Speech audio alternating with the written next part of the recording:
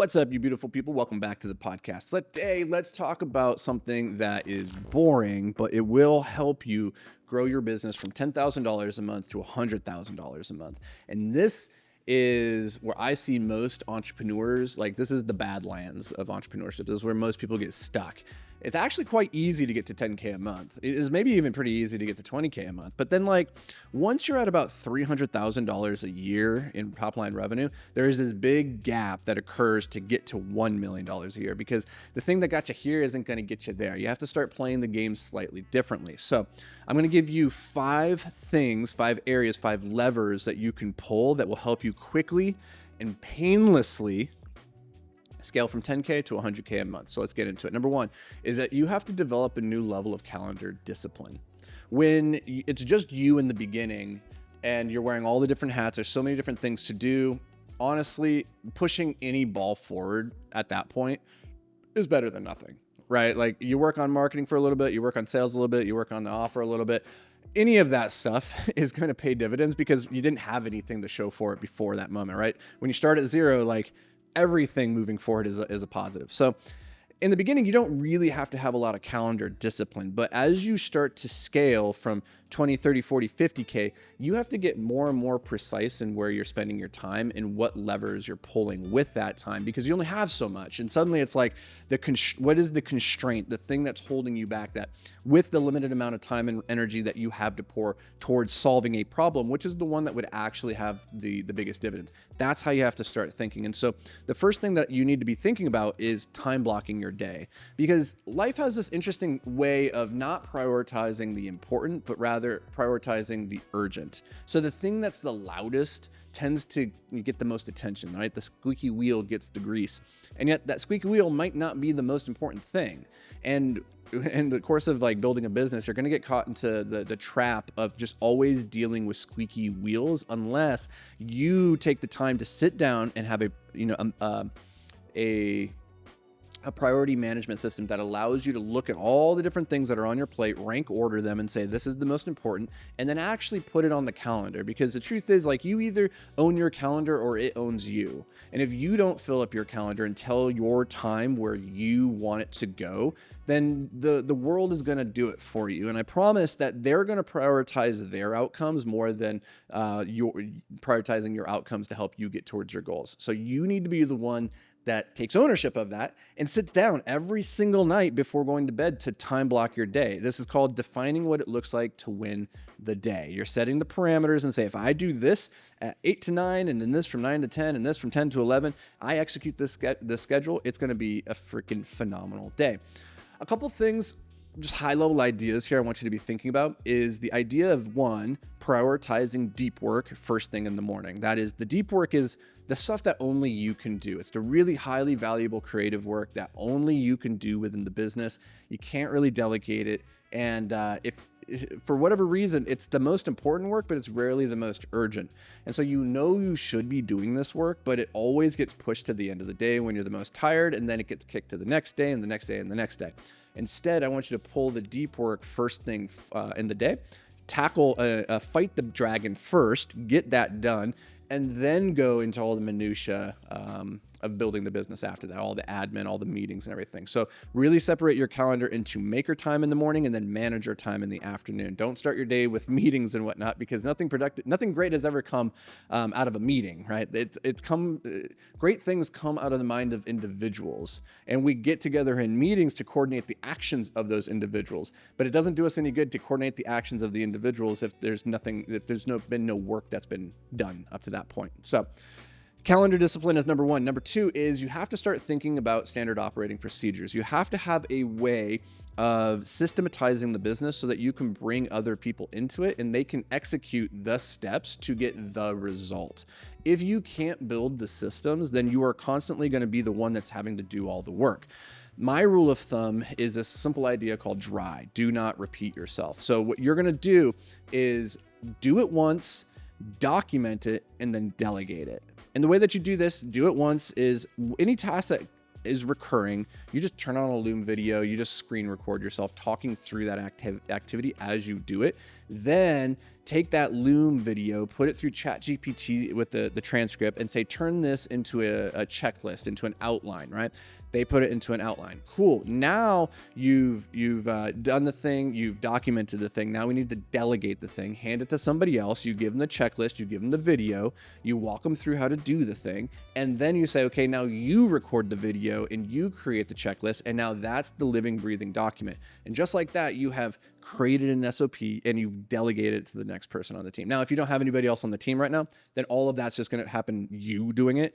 But what's beautiful about this then is when you hire somebody in marketing or in the sales department, you've already documented all these processes. So the third thing, the third lever that we're going to pull gets that much easier. And the third lever that we're going to be pulling is that you need to master hiring, training, and retaining great talent. So we need to now not just be dependent on, when you're at 10K a month, you're the doer. To get to 100K a month, you need to be the manager of doers.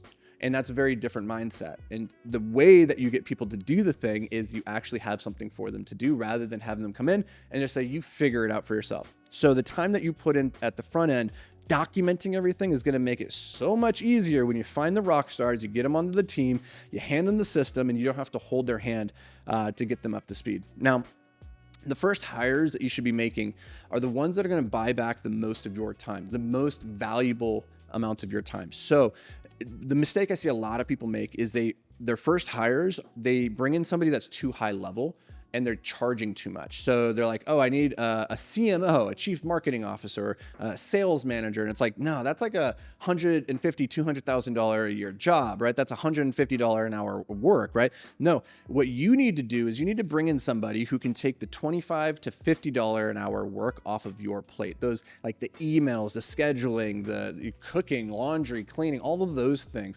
Right now, your time, you need to figure out what your hourly rate is, right? So you look at how much money do you make over the course of a year, divide it by however many working hours there are in a year, which I think is something like 2,000, right? You divide that, you get a dollar value or a dollar per hour value for your time. Any work that you could hire somebody out to do that work for less than your rate, that's what you start with. You get them to do the work. So if your hourly rate works out to $50 an hour, if you could hire somebody for $25 an hour to mow your lawn, hire them so that you don't have to spend that 2 hours on Saturday doing that. And then you take those 2 hours and you do the work that you could get paid $50 an hour with. That is how you scale. So that's number 3. Number 4 is if you want to go from 10K to 100K, you need to start optimizing your offers, your menu of products. The big problem, or the big mistake rather, that we make a lot of times is we think we need to have more options on the menu.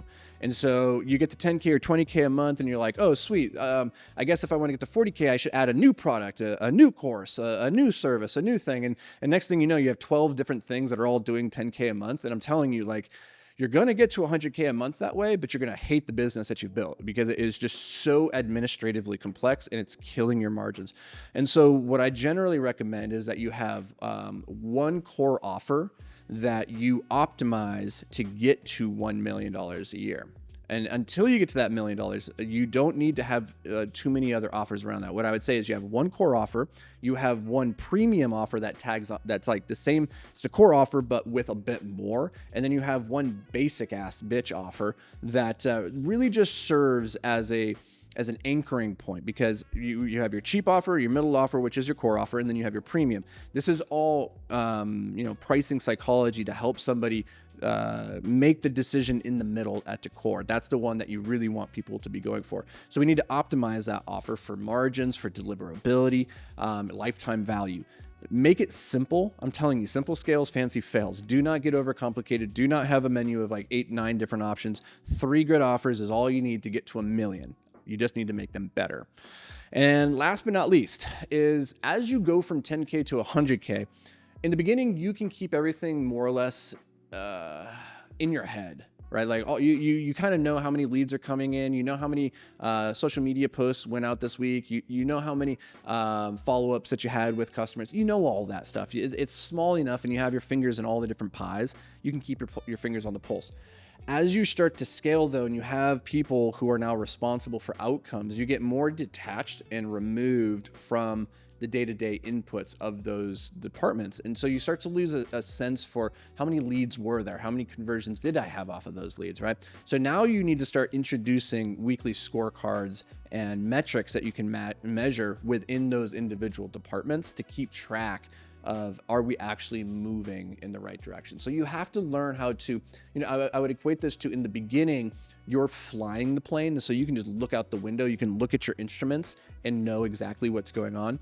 Over time, you're in the control tower. You're no longer flying the plane. You have somebody else flying the plane for you, and you need to have a way to make sure that they are actually on trajectory, on time to the intended target. And so you need to start creating weekly scorecard rhythms and metrics that you can track. And the big thing here is that you want to keep it simple. The process of measuring should never become like its own time-intensive activity on its own, right? That which gets measured gets managed. But if we spend all our time measuring, then there's no time left to manage. So keep your scorecards simple. Try to identify what are the 3 to 5 most important metrics across your entire business that if you knew those at all time, you would know its overall health. Determine what those are, and then optimize everything else in the business around that. If you need help figuring that out, by the way, we do have a group coaching program where we help 6 and 7 figure entrepreneurs scale. You can go to beyondtheapex.com. If you think that you're a good fit, go apply for that. I'd love the opportunity to take a look at your business and see where we might be able to help you out. If that's not you and you are still trying to scale, trying to get your business off the ground, then hit subscribe. Make sure that you tune into the next video because we put these out every single day for you because we love you. And that's going to do it for me, guys. We'll see you in the next episode.